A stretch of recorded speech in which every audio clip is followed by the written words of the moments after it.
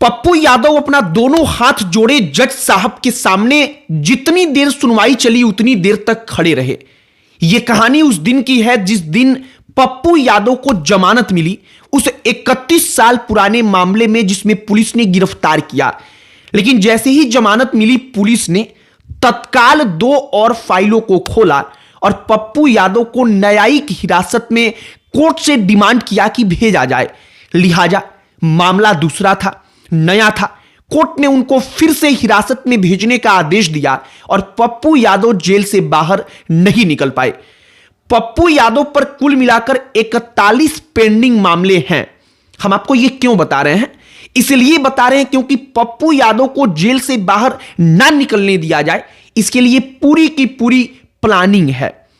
Police के बारे में दैनिक भास्कर अपनी रिपोर्ट में कहता है कि उन 41 पेंडिंग मामलों को पुलिस एक एक करके पलट करके देख रही है कि किन किन मामलों को खोल करके पप्पू यादव को अगर एक एक मामले में जमानत मिलती है तो उनको वापस से हिरासत में हम रख लेंगे और उन्हीं मामलों के कारण पप्पू यादव को जमानत इतनी जल्दी नहीं मिलने वाली और बिल्कुल पुलिस नहीं चाहती कि वो जेल से बाहर आए। अब एक बात आप गौर करिए, जिस मामले में पप्पू यादव को पुलिस ने गिरफ्तार किया उस मामले में कोर्ट की तरफ से 16 अक्टूबर 2025 को गैर जमानती वारंट जारी हुआ। उस वक्त पर बिहार विधानसभा का चुनाव चल रहा था, लेकिन पुलिस ने उस वक्त पर पप्पू यादव को गिरफ्तार नहीं किया। पप्पू यादव उस वक्त पर अलग अलग सभाओं में जाकर भाषण देते रहे, पुलिस ने एक दफा नहीं टोका। इसके बाद 4 महीना बीत गया, पप्पू यादव पुलिस के बीच घूमते रहे, उनके प्रोटेक्शन में घूमते रहे, पुलिस ने कुछ नहीं किया। लेकिन अचानक नीट छात्रा का मामला आया और पप्पू यादव गिरफ्तार कर लिए गए। हम आपको कहानी समझाने वाले हैं कि पप्पू यादव जज के सामने हाथ जोड़कर खड़े रहें या जज के पैर पर गिर जाएं, लेकिन आपको एक बात समझना होगा कि पुलिस से बड़ी सच में कोई दूसरी बात कोई भी दूसरा नहीं है, कोई दूसरा डिपार्टमेंट नहीं है। सब पर चर्चा करेंगे, बातचीत करेंगे, लेकिन आगे बातचीत करने से पहले हमारा नमस्कार स्वीकार करिए। हमारा नाम मोहित कुमार सिंह है।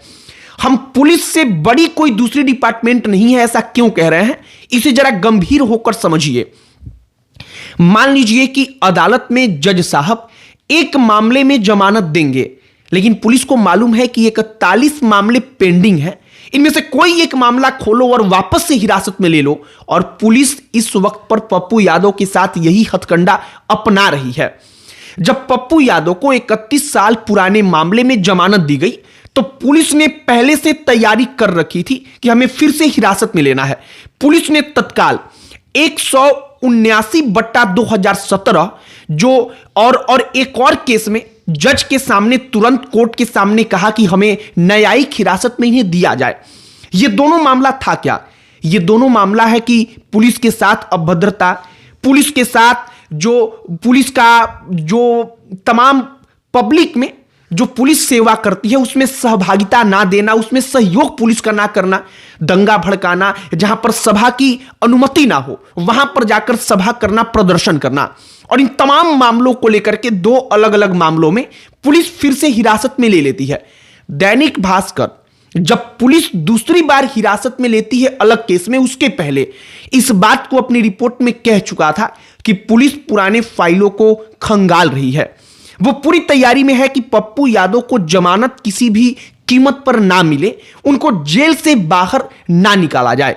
मतलब यह कि एक मामले में जमानत मिल जाए, हो सकता है कि कोर्ट दे दे, जज दे दे, लेकिन फिर भी उनको जेल में रखा जाए। और इसके लिए पुरानी फाइलों को लगातार खोला जा रहा था, पुरानी फाइलों को पलटा जा रहा था। अब जो 31 साल पुराना मामला था उसमें पुलिस ने न्यूट्रल होकर काम नहीं किया, वो वाकई में पॉलिटिक्स और क्राइम दोनों के बीच की बात है। यह कैसे सिद्ध होता है आप जरा इस बात को समझिए। जैसे कि अक्टूबर 2025 बिहार विधानसभा का चुनाव प्रचार चल रहा था।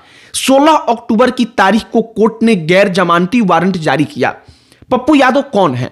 वो सांसद हैं, उनको पुलिस प्रोटेक्शन मिलता है। वो कहीं जाते हैं सभा में तो वहां पर पुलिस ही उनको सिक्योरिटी देकर मंच तक पहुंचाती है, मंच से उतारती है, उनकी गाड़ियों को प्रोटेक्ट करती है, उनका काफिला चलता है वहां पर होती है। लेकिन उस वक्त पर पुलिस ने इस बात की जरा सी भी परवाह नहीं की कि गैर जमानती वारंट जारी है, तो इस वक्त पर पप्पू यादव को हम पकड़ें और पकड़कर कोर्ट में जाकर उपस्थित करें और कहें कि यह रहा जज साहब आपका मुजरिम। पप्पू यादव पूरा का पूरा बिहार विधानसभा चुनाव बीत जाता है, इसके बाद भी वो घूमते रहते हैं, कभी दिल्ली, पटना, पूर्णिया, अलग अलग जगहों पर जाते रहते हैं, कार्यक्रमों में जाते रहते हैं, किसी को कोई दिक्कत नहीं होती।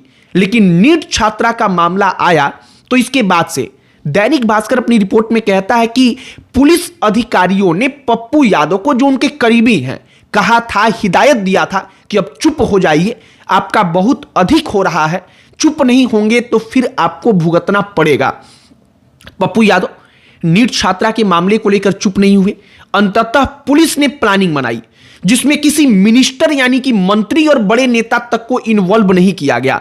दैनिक भास्कर अपनी रिपोर्ट में कहता है कि यह पहली बार ऐसा हुआ या संभवतः बेहद कम होता है कि केवल पुलिस उतने बड़े नेता को गिरफ्तार कर ले और सरकार के किसी व्यक्ति को इसकी सूचना तक ना हो, और इसी गोपनीय प्लान के साथ पप्पू यादव को गिरफ्तार किया गया।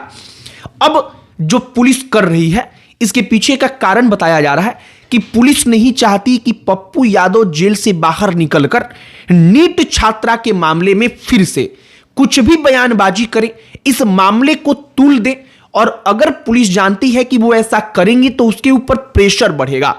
फिलहाल नीट छात्रा के मामले की जांच सीबीआई कर रही है।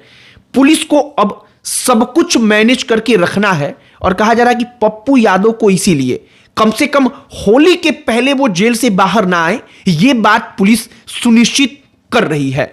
और इसीलिए 41 जो पेंडिंग मामले पड़े हुए हैं उनको खंगाला जा रहा है कि अगर फिर से किसी मामले में जमानत मिल जाए तो फिर दूसरा मामला दिखा करके पप्पू यादव को तत्काल हिरासत में लिया जाए और न्यायिक हिरासत की मांग की जाए, डिमांड की जाए और पप्पू यादव को जेल में ही रखा जाए।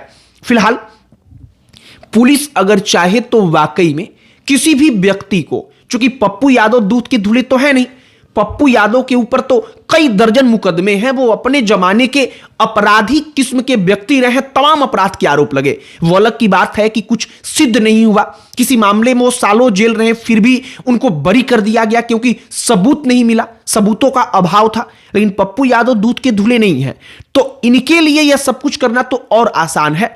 लेकिन पुलिस अगर चाहे तो किसी भी व्यक्ति को, अगर जो तमाम पप्पू यादव के साथ चीजें हो रही हैं, इससे प्रतीत तो होता है कि वो आराम से कुछ दिनों तक तो कम से कम परेशान कर ही सकती है। बाकी जो कहानी थी कि 4 महीना तक पप्पू यादव घूमते रहे, पुलिस को इस बात की जानकारी ही मानो नहीं थी कि पप्पू यादव बाहर घूम रहे हैं और कोर्ट ने उनके ऊपर गैर जमानती वारंट जारी किया है। लेकिन जैसे ही नीट छात्रा का मामला उठाया गया, पुलिस को सब कुछ मालूम चल गया और इन तमाम चीजों की कहानियां अब सोशल मीडिया से लेकर अलग अलग समाचार पत्रों में लिखा जा रहा है, सुनाई जा रही है, और हमने भी सोचा कि जरा ये कहानी आप तक पहुंचाए। बाकी आपकी इस पर क्या प्रतिक्रिया है कमेंट बॉक्स में लिखकर बताइएगा। इस वीडियो को यहीं पर समाप्त करते हैं। अंत में हमारा परिचय, हमारा नाम मोहित कुमार सिंह है। बहुत बहुत धन्यवाद।